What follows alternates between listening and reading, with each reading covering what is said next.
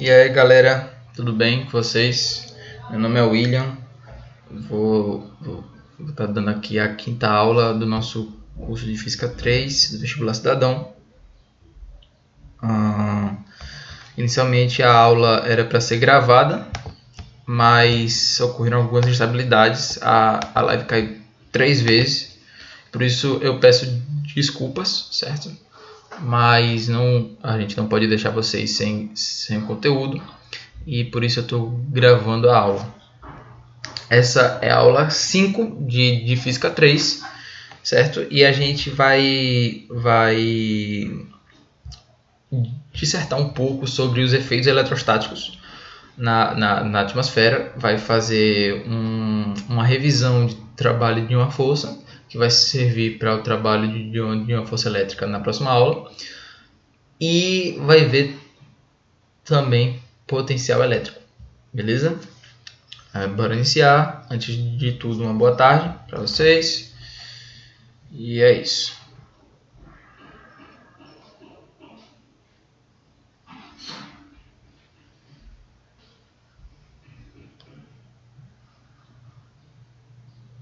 Beleza. Os efeitos eletrostáticos da atmosfera que a gente vai estudar no nosso curso, eu vou mostrar a vocês, a título de curiosidade, o raio e o relâmpago e fazer uma distinção entre os dois, certo? Então aqui a gente tem alguns exemplos, certo? Tem uma foto, a título de curiosidade eu coloquei algumas manchetes. Que o Brasil é o país em que mais cai raios no mundo. O país é recordista mundial de descargas elétricas, são 77, quase 78 milhões todos os anos, certo? Sendo que 300 atingem pessoas. E aí a gente teve isso aí é uma notícia recente, certo? Acho que é da semana passada, que o maior raio do mundo com mais de 700 quilômetros foi registrado no Brasil. 700 quilômetros é quase a distância entre Recife e Fortaleza, se eu não me engano. Ou seja, é muito longe. Recife, Salvador também, por aí. Beleza? E aí eu gostaria de fazer a distinção entre raios e relâmpagos. A gente tem assim, quando a gente vê, olha só um raio, a gente fala, olha, tá tendo chuva com raio, é melhor a gente entrar na casa, etc. Quando a gente fala em raio, na verdade, a gente fala das descargas elétricas que são produzidas entre nuvens que atingem o solo, certo? Então a gente lê aí. Eles são o resultado da diferença potencial, o que é isso? A gente vai estudar agora, na atmosfera, e ocorrem da nuvem para o solo, do solo para a nuvem, de antenas para a nuvem, de altos prédios para a nuvem, ou entre as nuvens elas mesmas. Como a gente sabe, são efeitos elétricos, e a descarga se liberta da nuvem, cria uma corrente de íons, que vai aumentando conforme se aproxima do solo. Então, quando a gente fala em raio, na verdade, a gente fala da corrente iônica que existe entre a nuvem e o solo, ou entre os demais pontos desse trajeto. Pode ser o solo e a nuvem, pode ser uma antena, um prédio e a nuvem, etc. E aí, quando a gente fala em relâmpago, a gente vê que os dois termos, apesar de serem sinônimos, não são a mesma coisa, porque o relâmpago é justamente a descarga visível. Então, o que a gente vê, na verdade, é o relâmpago. A gente não vê a corrente iônica, até porque não dá para ver. Então, o relâmpago percorre o trajeto da corrente iônica, mas a gente não consegue ver o raio. E aí eu boto duas imagens, né? uma do Cristo Redentor, recebendo um relâmpago na mão. E a gente vê na imagem abaixo a Torre Eiffel recebendo outra descarga. E aí eu queria mostrar a vocês esse vídeo do Fantástico, bem rapidinho, certo? 1 minuto e meio, sobre o fenômeno do relâmpago ascendente, que é quando ele vai do solo para a nuvem ou de altas superfícies metálicas para a nuvem. Dá uma olhada aí. Elétricas que caem no meio das tempestades. Mas você sabia que um raio também pode subir? São chamados raios ascendentes, produzidos geralmente por estruturas metálicas que ficam em lugares muito altos. Pesquisadores brasileiros já registraram quase 100 vezes esse fenômeno no ponto mais alto de São Paulo.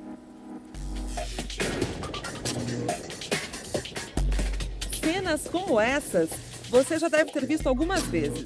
Afinal, o Brasil é o país onde mais caem raios no mundo. São mais de 50 milhões de descargas elétricas por ano. Agora, esta é uma imagem rara. Feita com a ajuda de uma super câmera lenta pelo Grupo de Eletricidade Atmosférica do Instituto Nacional de Pesquisas Espaciais, o INPE. A olho nu pareceria apenas um flash. É o registro de um raio ascendente. Ao contrário da maioria, eles sobem, não descem. São poucos os que sobem, porque para subir um raio ele precisa partir de uma estrutura alta. Torres de telecomunicações, prédios, arranha-céus, ou mesmo torres de transmissão de energia. A descarga, em vez de vir da nuvem, sai da ponta dessas estruturas. Para que isso aconteça, é preciso que, durante a tempestade, haja uma perturbação dentro das nuvens, criando um excesso de cargas negativas. Esse excesso vai atrair as cargas positivas das estruturas, ora diretamente, ora através dos raios que caem por perto. Para estudar... Então vocês viram aí o efeito dos raios ascendentes, que é bem raro na verdade. Eu nunca vi um, né, pessoalmente, até porque é muito raro. Mas os vídeos são incríveis, são realmente incríveis os vídeos. E daí a gente vai para os para-raios. Os para-raios são mecanismos muito engenhosos, a propósito, que já salvaram a minha vida, a vida de vocês inúmeras vezes, a gente nem sabe. Porque o que acontece? Quando o raio ele atinge um prédio, uma casa, ou então até um avião, mas o avião é outra história.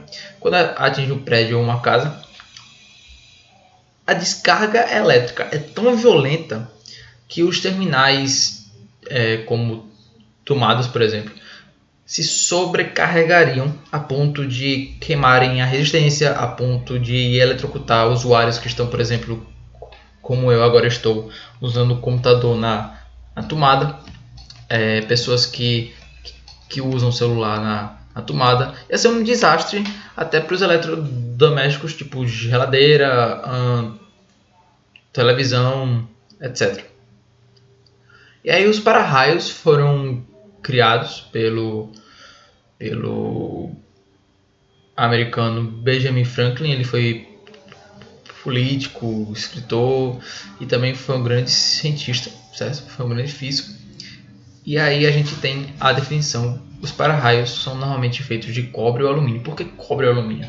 Cobre e alumínio, eles são, acima de tudo, eles são metais de baixa resistência. A gente vai estudar isso em eletrodinâmica. O que isso quer dizer? Quando a resistência é baixa, quer dizer que a carga elétrica é capaz de passar por esse fio, por essa haste, etc., muito mais fácil do que por um fio de alta resistência. Então, o cobre e o alumínio são metais abundantes, baratos e de baixa resistência, que conduzem a descarga elétrica até a Terra, produzindo um trajeto em que os raios possam causar o menor estrago possível. Como é que isso funciona? Esse é o esquema, certo? O raio atinge o para-raio e ao invés de causar uma sobrecarga elétrica em todo o prédio, o para-raio conduz esse feixe elétrico através de uma ligação à Terra até o planeta, certo? E aí é o que a gente chama em física de fio terra. Fio terra, se você já teve a oportunidade de andar de avião, é o seguinte: o avião, quando ele está no ar, ele tem muito atrito com o ar, muito atrito com as nuvens, muito atrito com a atmosfera no geral. E aí eu não sei se você já ouviu falar sobre eletricidade estática, quando a gente rega uma mesa, esfrega no tapete, quando pega o balão, esfrega no cabelo, quando pega um pente, esfrega no cabelo. Isso é eletricidade estática. Então, no avião ocorre o atrito, e esse atrito acaba por eletrizar a parte exterior dele, a casca dele. Quando o avião pousa, a primeira coisa que se faz é pegar um fio terra, isso é, um fio de baixa resistência, isso é de alta condutividade, e ligar o avião ao planeta Terra. Assim, as cargas elétricas que estão na crosta dele são encaminhadas diretamente para o planeta. Beleza? E aí o que aconteceria se, por exemplo, alguém fosse abrir o compartimento de bagagem? Bom, essa pessoa seria eletrocutada, certo? E o resultado não seria nada bom. Então a gente lê aí: todo corpo eletrizado, ao ser ligado por um fio condutor à Terra ou a um corpo grande, pode ser outro planeta, certo, se neutralizará. Estando eletrizado positivamente, a Terra manda elétrons através do fio, neutralizando o corpo que é negativamente eletrizado. E o excesso de elétrons do corpo é enviado à Terra. Nesse esquema, o potencial que a gente representa, tanto por V, tá, ou por U, do corpo A é menor do que o potencial da Terra. Então, os elétrons desse corpo que estão na superfície desse corpo são conduzidos à Terra através de um fio de baixa resistência. Então, o que é um fio terra? O fio terra é nada mais do que um fio que liga um corpo eletricamente carregado até a Terra com o objetivo de neutralizá-lo. Beleza? E aí a gente vai fazer a revisão do trabalho de uma força que vai servir na próxima aula para a revisão do trabalho da força elétrica, e também nessa aula vai dar uma mão quando a gente for estudar potencial elétrico, certo? Então, o que é o trabalho? O trabalho é a quantidade de energia envolvida, a quantidade de energia necessária para fazer com que um determinado corpo execute uma tarefa, execute um trabalho. Que trabalho nesse caso é esse? O trabalho aqui é levar esse ponto, ou melhor, esse bloco verde do ponto inicial até o ponto final. E aí existem alguns elementos envolvidos. Existe a força, que pode ser puxando ou empurrando o corpo, e aí a força tá atuando sobre ele com uma angulação θ, fazendo com que ele percorra uma distância d. Então, a energia envolvida no processo de levar o corpo da posição inicial até a posição final, que distam uma distância d entre si, através de uma força F, se chama trabalho. Isso aí a gente estuda em Física 1. E essa aí é a fórmula do trabalho, certo? É a letra grega θ é igual a força atuante aqui vezes a distância que o corpo percorre vezes o cosseno dessa força. E o que acontece, por exemplo, se a gente exercer essa força de forma horizontal? Isso é, se a gente amarra o fio em um bloco e puxa ele reto, certo? O ângulo é zero, e por isso mesmo, como o cosseno de zero é 1, fica que o trabalho nesse esquema aí é representado pelo produto entre a força e a distância que age sobre ele, que ele percorre. Beleza? Aí a gente faz a análise gráfica. O cálculo do trabalho de uma força é dado pela utilização desse gráfico. Existe aqui uma força constante, certo? É um gráfico força por posição. E aí a força aplicada sendo constante entre o ponto A e o ponto B, a gente simplesmente multiplica, certo? E consegue a fórmula do trabalho. Então, a área desse gráfico, força por posição, sendo a força constante, mas também existem outros casos, tá bom? Que a gente vai, que vocês estudaram ou vão estudar em Física 1, e a gente vai dar uma pincelada. Eita, dando travou. E a gente vai dar uma pincelada também em trabalho de uma força elétrica, é dado pela área desse gráfico discriminada entre a posição A e a posição B. Isso é a posição inicial e a posição final. Então, força vezes distância é igual a essa área, que também é igual ao trabalho. Beleza?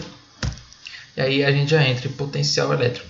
Potencial elétrico é a quantidade de energia necessária para mover uma partícula dotada de carga entre dois pontos de uma região dotada de um campo elétrico. O que é isso? Parece grego, né? Digamos que a gente estudou na aula passada campo elétrico uniforme. Digamos que dentro de um campo elétrico uniforme exista uma partícula eletricamente carregada. E aí a gente quer levar essa partícula do ponto A até o ponto B. Potencial elétrico é a quantidade de energia necessária para que esse trajeto seja efetuado. Entende? Então, a medição do potencial elétrico a gente mede em volts, que equivale a joules por coulomb. Beleza? Isso vai ficar mais claro quando a gente diz que ele é a quantidade de energia potencial elétrica, certo? Essa energia que eu falei anteriormente é energia potencial elétrica em joules por unidade de carga, que é coulomb. Então, para mover uma carga em um campo elétrico de um ponto a outro, a gente precisa de uma energia potencial elétrica. E aí o potencial elétrico é justamente a quantidade dessa energia. É como se fosse a tradução, entende? Então, quando a gente afirma que uma tomada fornece 220 volts de potencial elétrico, a gente fala que ela cede 220 joules de energia para cada coulomb de carga elétrica que passa pelos seus terminais. Então vai ficar um pouco mais claro agora com esse esquema aqui. A gente vê aí, o potencial elétrico no ponto em que a carga Q' encontra-se é diretamente proporcional ao módulo da carga Q' que o produz, inversamente proporcional à distância dele. O que é que isso quer dizer? Veja, existe uma carga Q' aqui, certo? E existe uma carga Q' aqui. Quando a carga Q' está, digamos aqui, ao redor próximo da carga Q', existe uma quantidade de energia maior envolvida nesse processo. Então, quando a carga ela se aproxima muito da carga fonte, existe um potencial elétrico muito alto. Isso a gente pode perceber, já que o potencial elétrico, como diz o enunciado, é diretamente proporcional ao módulo da carga elétrica. Beleza? E aí o que quer dizer inversamente proporcional à distância t? Quer dizer que o quanto mais distante a carguinha Q estiver da carga fonte Q', menor vai ser esse potencial. Então é como se, à medida em que a carga for ficando longe da carga fonte, como o próprio esquema mostra, o potencial diminui.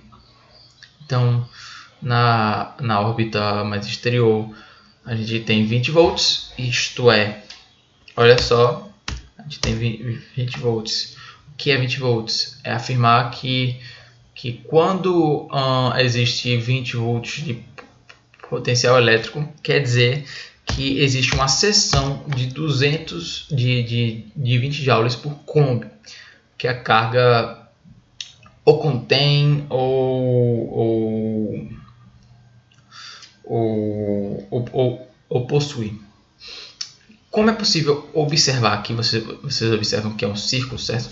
Todos os pontos equidistantes na mesma órbita ao redor da carga geradora encontram-se com o mesmo potencial elétrico. Isso é importante porque a gente chama de equipotenciais. Então, se o ponto dentro do campo elétrico está à mesma distância da carga fonte, independentemente da carga Qzinho está, não sei, um ponto mais à esquerda, um ponto mais à direita, um ponto mais embaixo, um ponto mais em cima, não importa. Se ela estiver à mesma distância, o potencial vai ser o mesmo. E isso a gente dá o nome de equipotenciais. A gente enxerga aí. Isso aí são as linhas de força que a gente viu na aula passada, certo? As linhas de força, olha só, saindo da carga positiva, entrando na carga negativa. E aí note que as linhas de força entrando e as linhas de força saindo, elas sempre fazem um ângulo reto com as equipotenciais. O que é que significa isso então?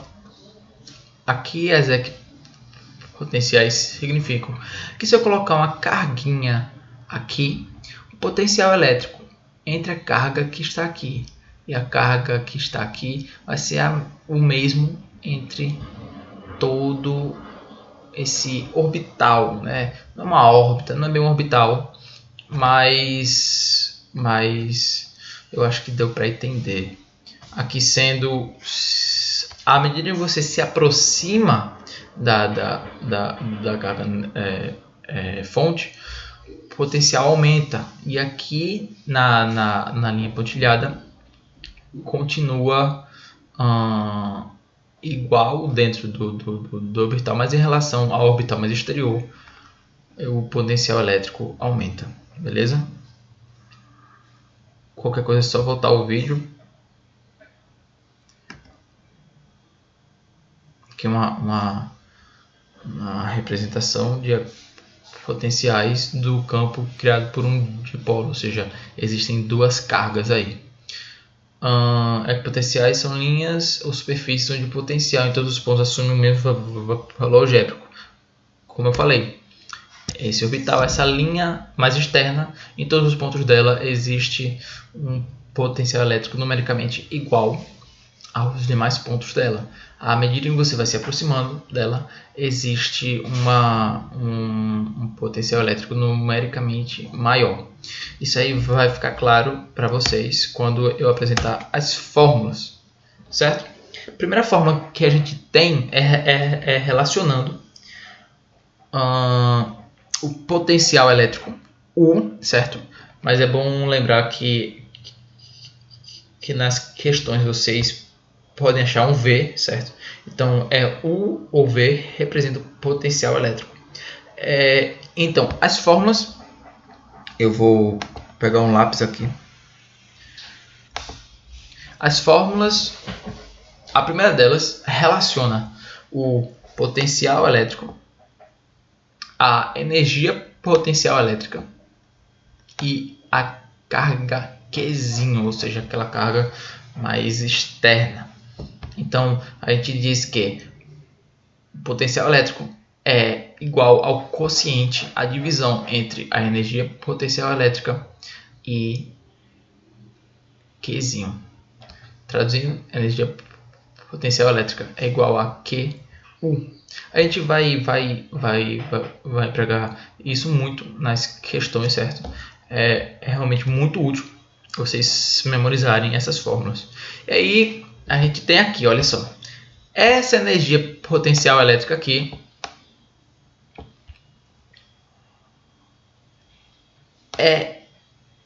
pode ser achada por meio desta fórmula, certo? Então a gente relaciona a energia potencial elétrica armazenada no sistema constituído pelas duas cargas com essa fórmula. Essa aqui é a fórmula da energia potencial elétrica no sistema. Então, quando a gente iguala essa fórmula com essa fórmula, a gente tem que QU é igual a K, Qzinho sobre D. Olha aqui a distância. Lembram? como é como a distância tá dividindo a equação aqui, certo? É o segundo termo da equação. Toda vez que toda vez que deixa assim. Toda vez que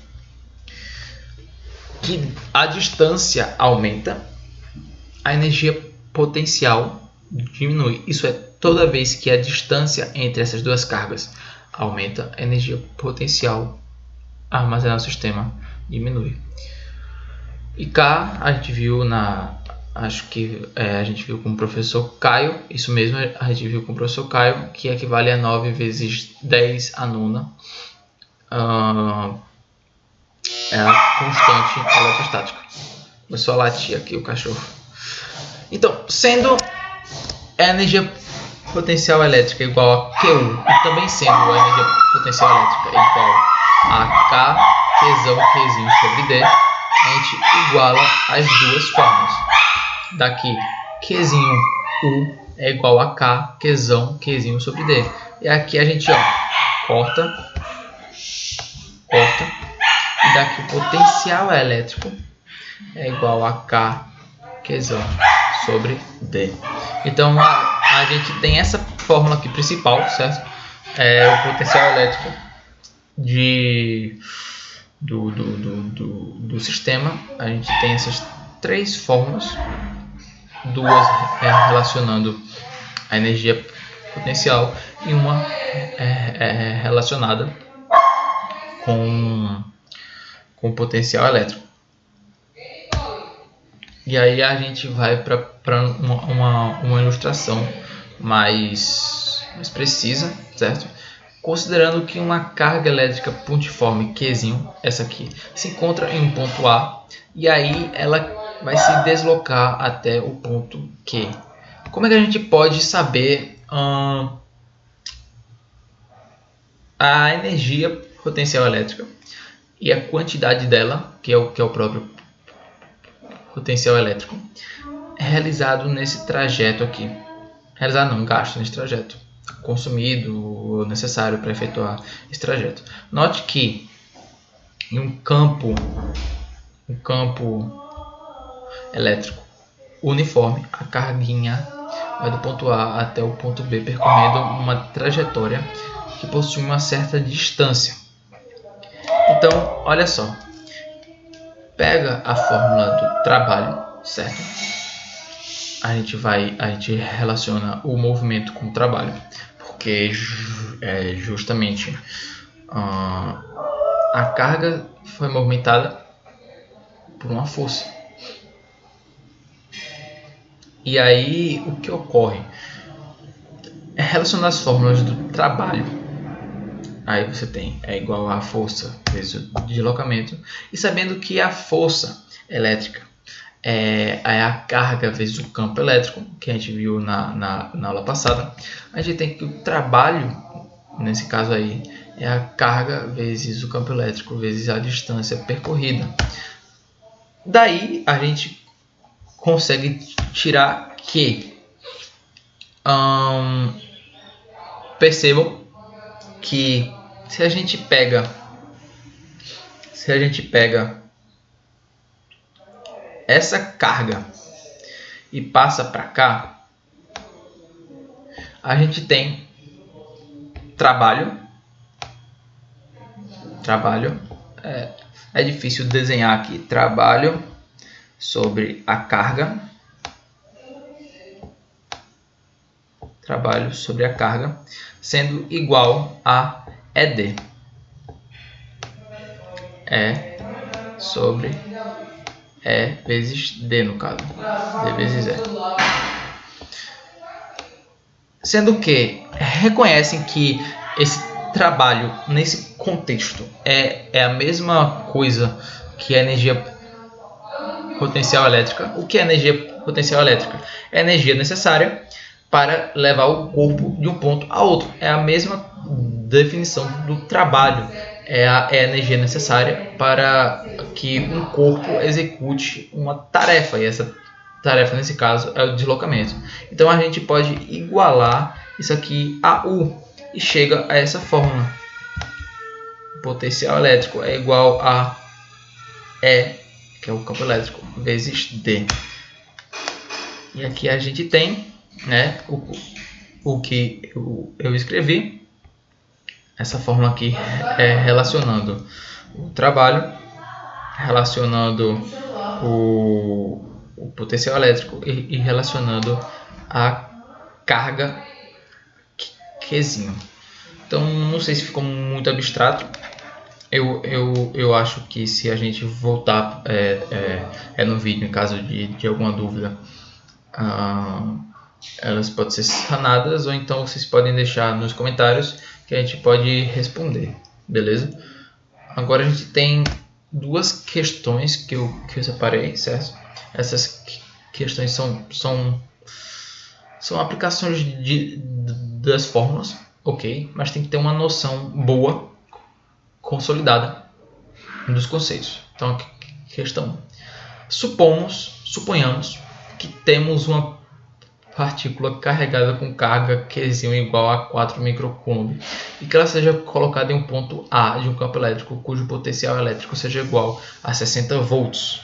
Lembrando que 60 volts é aquele U das fórmulas.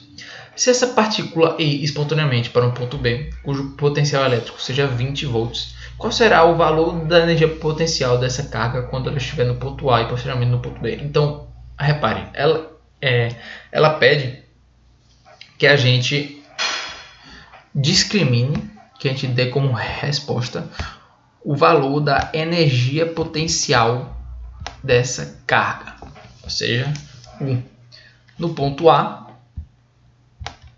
e depois no ponto B. A gente vai então adiantar.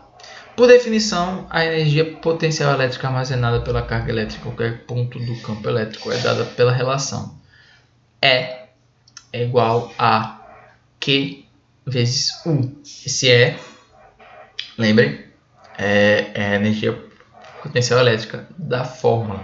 Vocês podem, cuidado para não se confundir, certo, com o E do campo elétrico. O E do campo elétrico é usado na fórmula E do E vezes a distância é igual ao potencial elétrico. Aqui nesse caso, a energia potencial elétrica é igual a carga Qzinho vezes o potencial elétrico. E aí a gente tem, as respostas são bem simples. A energia potencial do corpo no ponto A é igual à carga dele, 4 vezes 10 a menos 6, foi mal aí pelo erro de formatação. 4 vezes 10 a menos 6, lembra que micro é 10 a menos 6, beleza? Com 4 vezes 10 a menos 6 coulomb, vezes o potencial. E aqui, ó, olha só, eu mudei, viu? O potencial também pode ser V. Quando você vê na prova U e V, eles fazem isso justamente para atrapalhar. Para você, oxe, mas não era U, não era V. Então tem esses dois jeitos de apresentação. Então a energia potencial do corpo A é a carga dele vezes o potencial elétrico. Daqui 4 vezes 10 a menos 6 vezes 60 é igual a 2,4 vezes 10 a menos 4 joules. Já no ponto B, a carga não muda, mas o potencial muda. Então a gente multiplica a mesma carga vezes 20 volts. Dá 4 vezes 10 a menos 6 vezes 20. Daqui a energia potencial do ponto B é igual a 8 vezes 10 a menos 5 joules.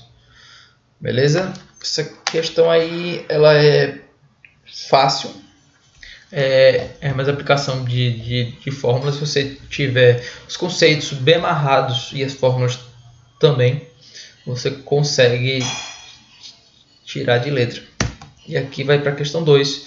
Uma região isolada da ação de cargas elétricas recebe uma partícula eletrizada com carga menos 2 nanocoulomb. Olha só a diferença aqui. O professor Caio deu na aula sobre força elétrica A gente tem microcoulomb, que é 10 a menos 3. A gente tem... Não, minto. A gente tem milicoulomb, que é 10 a menos 3. A gente tem microcoulomb, que é 10 a menos 6. Nanocoulomb, que é 10 a menos 9. E tem picocoulomb, que é 10 a menos 12. Então aqui nesse caso é 10 a menos 9 nanocoulomb. A região isolada da ação de cargas elétricas recebe uma partícula eletrizada com carga de menos 2 nanocoulomb. Considere um ponto A 20 cm dessa partícula e calcule. Ele quer o potencial elétrico em A. Então o que é que a gente tem que ver aqui? Ele quer que eu relacione a carga dessa partícula, certo, com a distância que ela está do ponto A. Como que a gente faz isso? A gente utiliza a fórmula que utiliza distância para com o potencial elétrico. Então, no ponto A, o potencial elétrico é dado por... Lembra da fórmula? U, anota, hein? U é igual a K, que é constante universal, vezes Qzão dividido por dA, que é a distância até A. Então, traduzindo, U é igual a K, que é 9 vezes 10 a nona, sobre, ou melhor, vezes Q, menos 2 vezes 10 a nona, certo? E aqui ele colocou 10 a nona, mas na verdade é 10 a menos 9. Por quê? Porque esse 10 a nona era para estar embaixo. Lembra que quando o expoente é negativo, inverte e troca para positivo. Então vai ficar menos 2 vezes 10 a nona sobre 0,2, que é em metro. Vai ficar aqui o potencial elétrico é igual a menos 90 volts. Tranquilo? Já na letra B, ele quer a energia potencial adquirida por uma carga putiforme de 13 microcoulomb colocada em A. Então, olha só, ele quer que a gente relacione agora a energia potencial que vai existir quando é adicionado nesse mesmo ponto A uma carga pontiforme de 13 microcoulomb, beleza? Olha aí como é que a gente faz a simples aplicação de fórmula. A gente já tem a energia potencial adquirida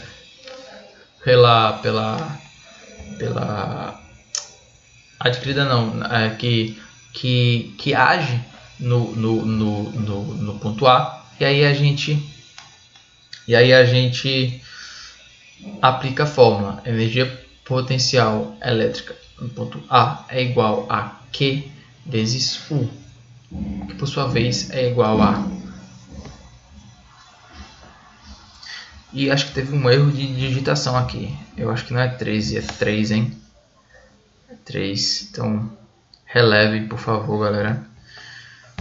Daqui a energia potencial em A é igual a Q vezes U, que fica igual a 3 vezes 10 a menos 6, vezes U, que a gente já calculou anteriormente, que é 90, menos 90. E a energia potencial elétrica no ponto A é igual a menos 2,7 vezes 10 a menos 4 joules. Beleza? Qualquer dúvida, como eu disse, vocês podem voltar no vídeo, vocês podem deixar nos comentários que a gente vai solucionar da melhor forma. Agradeço pela atenção, peço perdão de novo, porque a live caiu 3 vezes e aí eu estou gravando essa aula para que a gente não perca os conteúdos. Beleza? Boa tarde, boa noite, bom dia, dependendo de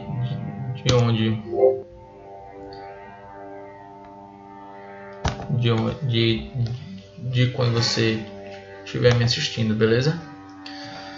Então, deu 40 minutos, tranquilo. Valeu, galera, um abraço, Deus abençoe, boa tarde.